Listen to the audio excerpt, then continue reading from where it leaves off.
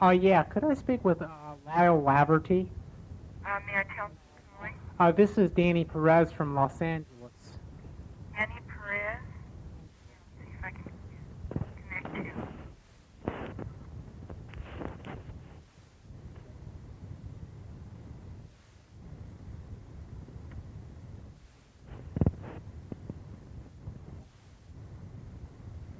Good morning, Ms. Lyle. Good afternoon. Hi, Lyle Laverty? Yes, sir. Yeah, this is Danny Perez from the Center for Bigfoot Studies. Do you have a moment? I certainly did, Annie. Great.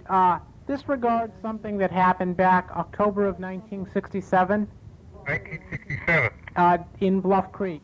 Bluff Creek, yes. Right. I've been investigating this subject for quite a number of years here, and have done all the research. 25 years later, after this case has happened, I'm doing a special write-up. You're one of the persons, to the best of my knowledge, who was probably the first person down on the creek bed right after Patterson-Gimlin had collected their movie. Uh-huh. Apparently, you took still photographs. Right. And I mean, you worked for the Forest Service, so obviously you're an outdoors person. What did you think about the tracks? Um, they were tracks. I guess, well, you probably done a lot of digging there, what the situation was there. Oh, absolutely. But the thing is, what's super critical is that, to the best of my knowledge, you were the first person on that sandbar after they got the movie. How did you learn of, how did you know that they made it, what prompted you to go to the creek?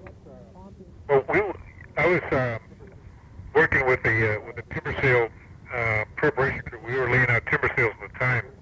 Yeah. And we were camping just up,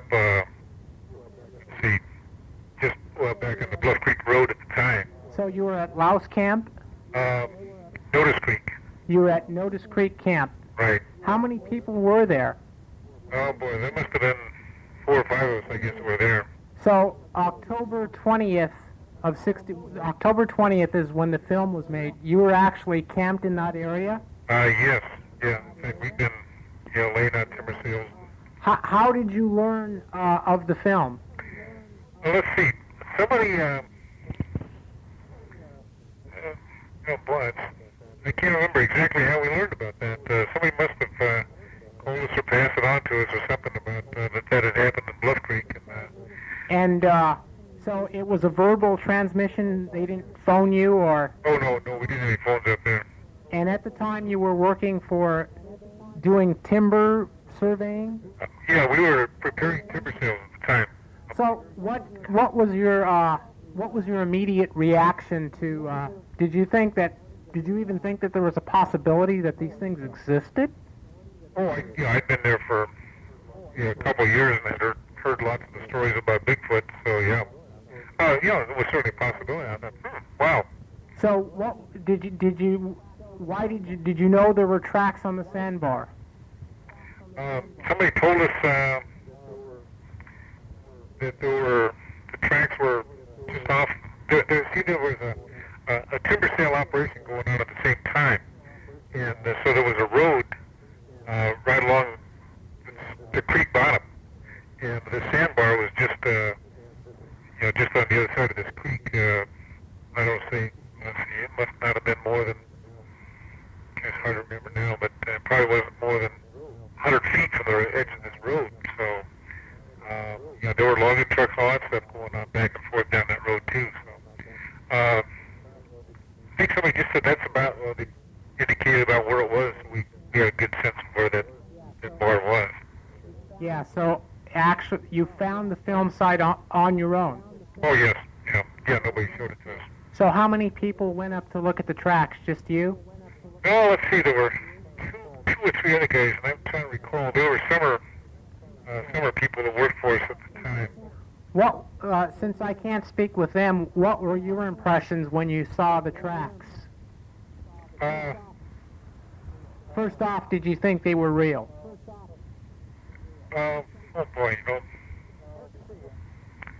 hard hard to say. I guess there was some skepticism because, we had been up and down that same road all summer long, and I'd never seen it. And all of a sudden, Mr. Patterson comes in for a couple of days, and bang, here's. So yeah, I think there was skepticism. But regardless, what did you think of? Obviously, you took some time to study the tracks. Yeah, we did. And compared to your boot tracks, what kind of tail was indicated by weight? It was pretty fair size because I walked along sand adjacent to it and didn't come anywhere close to thinking of that kind of a depth. So. How deep were the tracks? Do you recall? I can't recall. But it was much more than twice as deep as your boots. Geez. Yeah, probably so. Yeah. And do you remember the overall track? Maybe you don't remember the measurement, but was the overall track bigger than your boot track? Oh yes, yeah. And what feeling? You either have to lean in the direction that they were probably left by a living animal, or they're totally fake. What feeling did you get? I guess the feeling was, it was, whatever it was big. Whether it was something that somebody was wearing, whether it was an animal. Yeah, it was big. Right.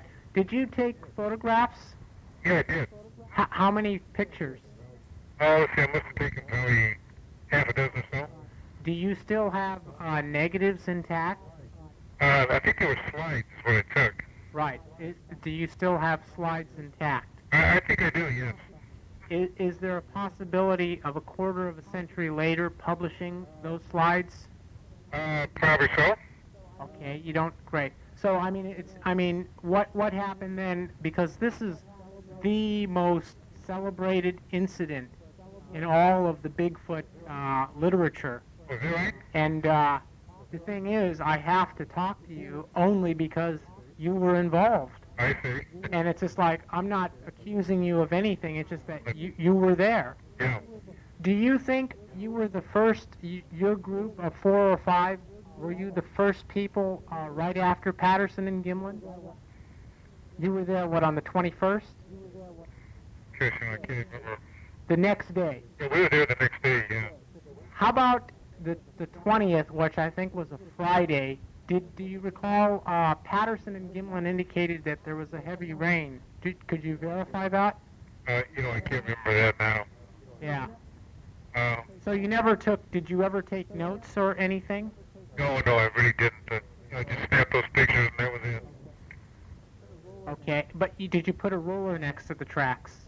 I think we stuck a quarter on one of the toes, so you can kind of see or next to it. I think. And you took a photograph of that. Yes, right. How far did you follow the tracks? We followed along the sandbar and looked to see where they went up into the brush. Yeah, and what? So you just went just a certain amount. Yeah, we didn't climb up in the brush any further or anything like that to see if there was any broken brush or anything like that. No. What did the people with you did they make comments to you about the tracks? Well, I think we just certainly talked about Well, what direction? When anyone sees anything, they're either they're saying, "Hey, these things look real," or they look as phony as a $3. What was the consensus? Was there? I don't recall. I guess. Wish I could recall the discussions that we had.